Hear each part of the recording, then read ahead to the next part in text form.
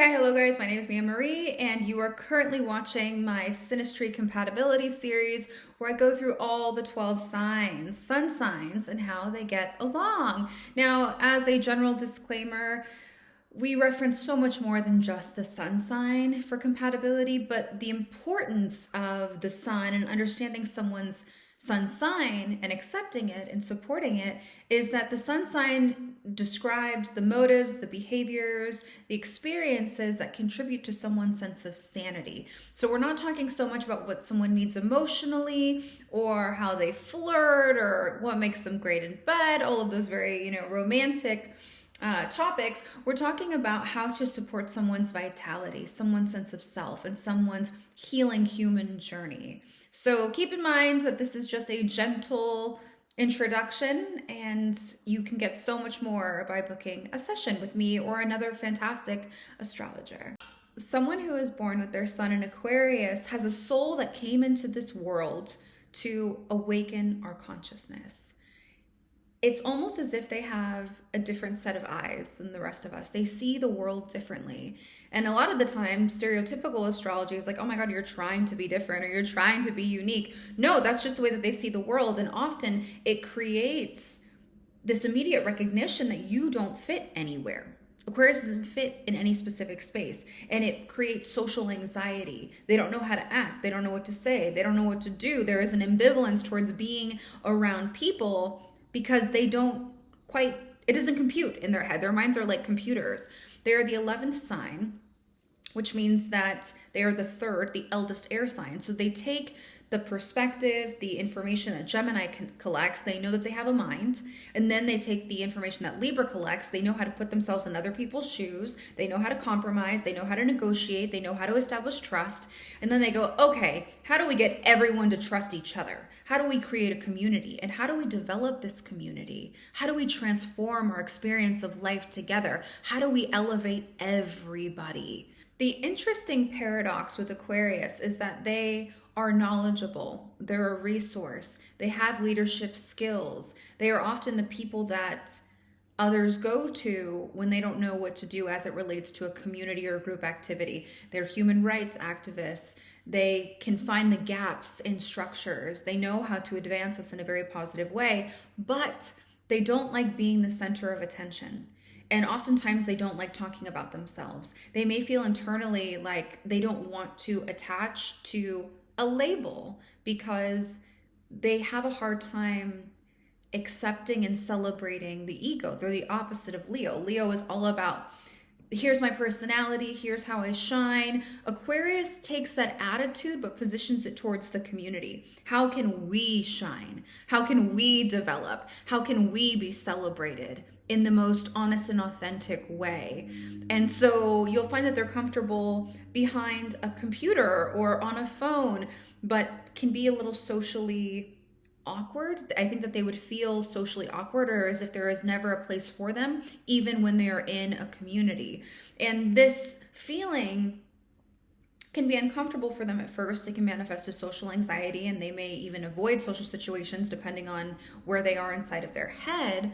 But it serves a purpose. And that purpose is that you need to remain detached enough so that you can innovate, so that you can think your own thoughts, so that you can go off in your own direction. And oftentimes they're trailblazers, they're trendsetters. They are always 10 steps ahead of the community. And because they are also a fixed sign, they're stubborn, they are unmovable in that. They have to have a certain level of confidence in their ideas and opinions in order to say, no, I'm not going to conform. You are going to come here. And here's why you're going to come here. And this is how it benefits you. And this is how the human race is developing, whether you like it or not. They have this amazing ability to gaze into space and project a very clear image of a future that is totally within our capability. Like we can totally arrive to that space with them. I've said this and I will continue to say it, that even though Aquarius is an air sign, it is very sensitive. more sensitive than it realizes. And what happens when they're overstimulated is they become numb and they detach. This is the soul wound of someone who has strong Aquarius in their chart. Because things are always changing and because these changes affect so many people in so many negative ways that they feel equipped or responsible for repairing, they will detach from the part of themselves that cares just to stay afloat, just to stay with the changes in culture and society. And so there is this robotic tone to them, or there can be just an obvious lack of emotion. You can be struggling with something and you can be crying in front of them and explaining all the which ways that you're heartbroken or let down, and just the opposite. You could be super happy about something and there's this robot before you like, I understand.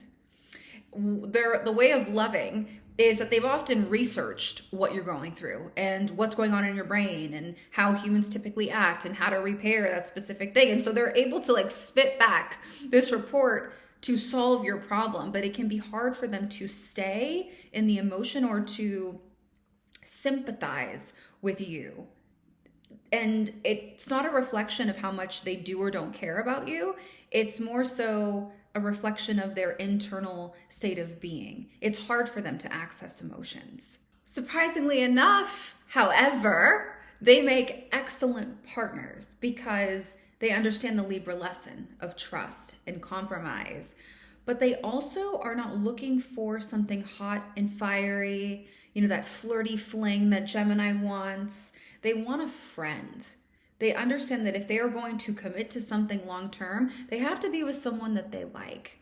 They don't have to have the same interests, but this person has to be stimulating and intelligent and good-hearted and good-spirited. They want to be with their best friend. That is their ideal partner. And so they may hesitate to commit. I haven't heard too many complaints about Aquarius people not getting into relationships, but when they do, it tends to last because they do think long-term.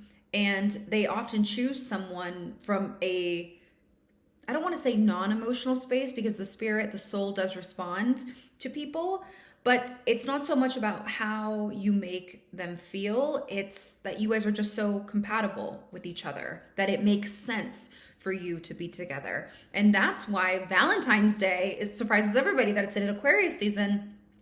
But traditionally, that's when people were getting married. And statistically, Aquarians have the most success when they get married because, again, they marry for the right reasons. They're using their head and their soul together to make the just call. Aquarius and love, they will want to talk to you. They'll want to know what you're thinking, what you've learned, what is stimulating you. They're going to have those late night conversations. They're going to be very present with you.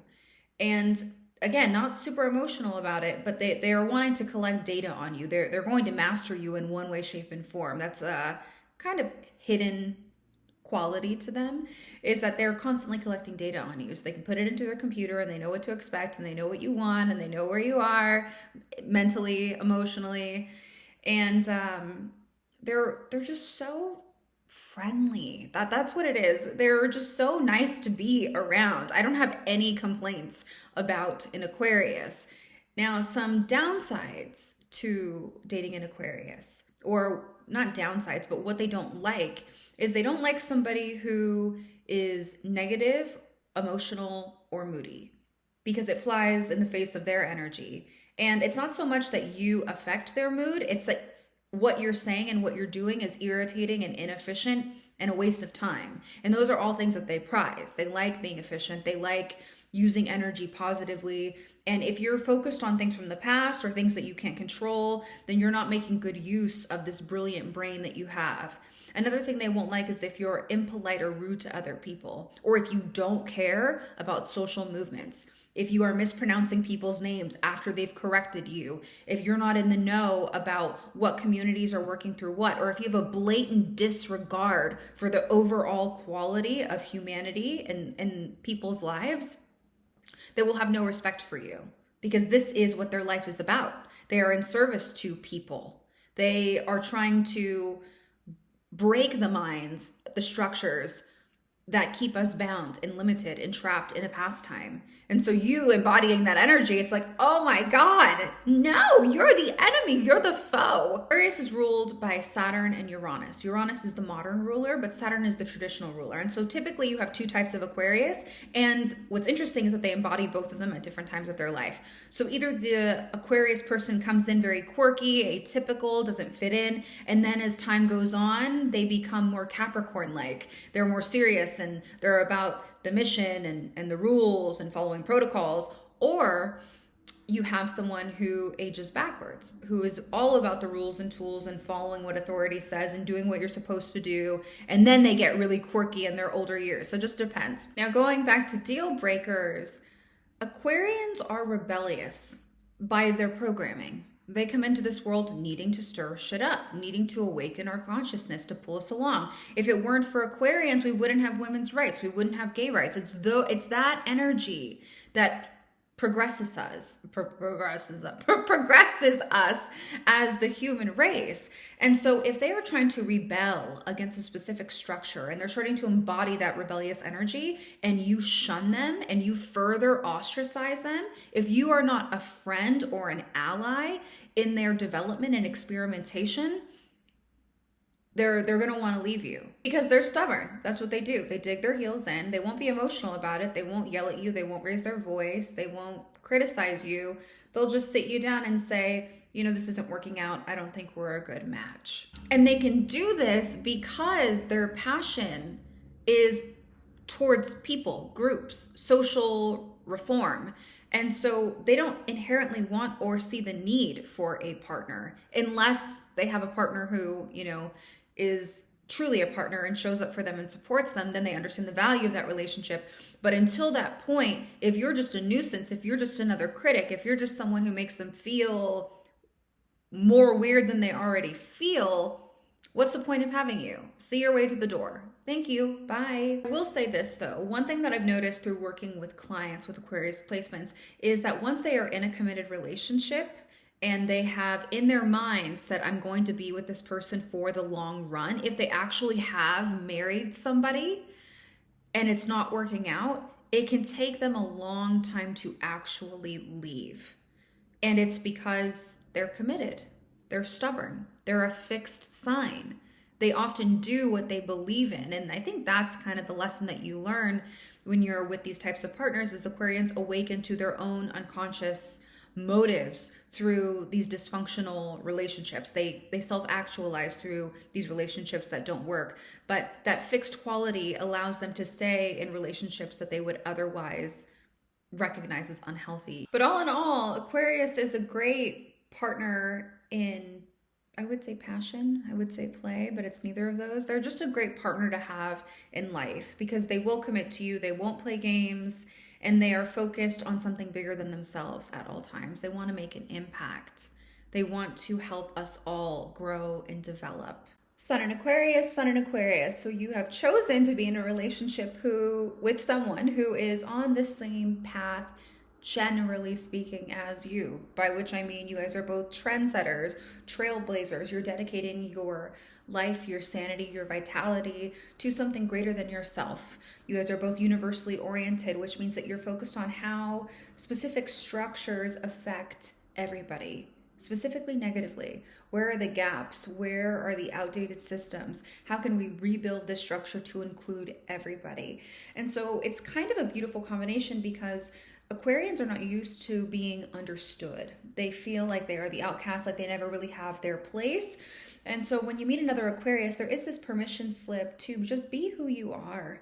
And one of the rules of astrology, my rules of astrology, is that when you're dating your own sun sign, you are taking a masterclass in self-love, self-development, and you are ready to see the full breadth of what your specific energy, the energy being Aquarius energy, is capable of, high side and low side. And so you guys will find that there are a lot of similarities. You guys are kind of, presented with similar initiations into higher levels of consciousness at the same time. You guys are researching things that the other person finds interesting, but also you're going to find some very distinct differences that are a reflection in your personal perspective of like high and low functioning sides of human behavior. And through observing your partner exhibit lower expressions of Aquarian energy, detachment, avoidance of emotions, overcommitting to work, being so stubbornly fixed on being an outsider and not wanting to join, say, your line or your community, you will you'll want to have a conversation, because you guys are both air signs. You're going to want to have a conversation about how important it is to you that this person show up for your community or for your whatever projects that you're working on. And as you are met with that resistance from your Aquarian partner, you're going to start to, it's almost as if there's like unconscious material that is bursting its way into your consciousness. So as you're talking about how your partner is detached and stubborn and unmovable, you are like, oh wow, wait, actually I totally understand why you're doing that, but it's irritating that you're doing that and I wish you didn't do it. And so you kind of will wrestle with yourself as you're trying to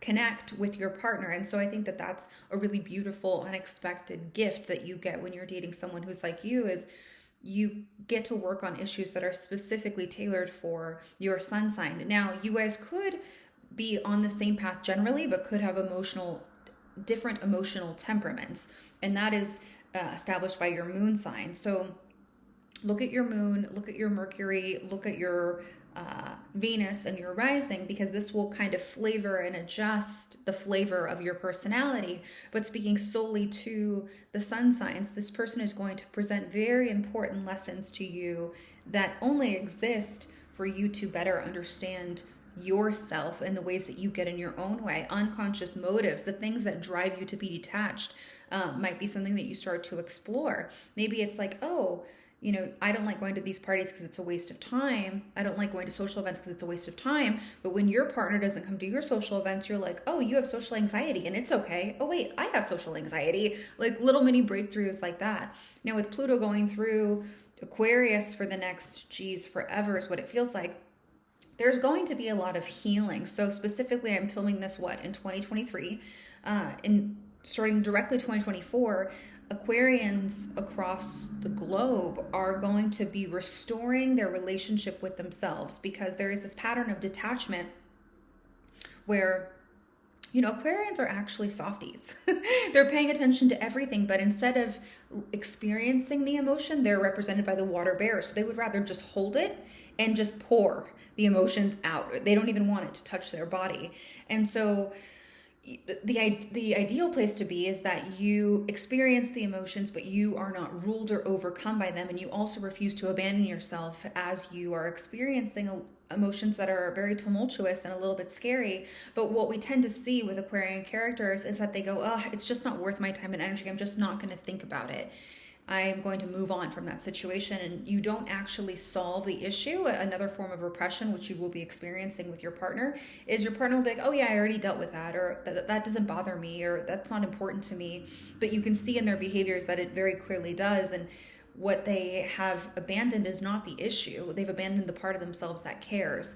And so, if you are in a relationship with an Aquarius, you may find that your stereotypical textbook astrology info about what Aquarians are like will not prove to be true, because you guys are both trying to reconnect with your humanness. This is going to be a series of experiences that you guys are both going through that allow you to identify with your community.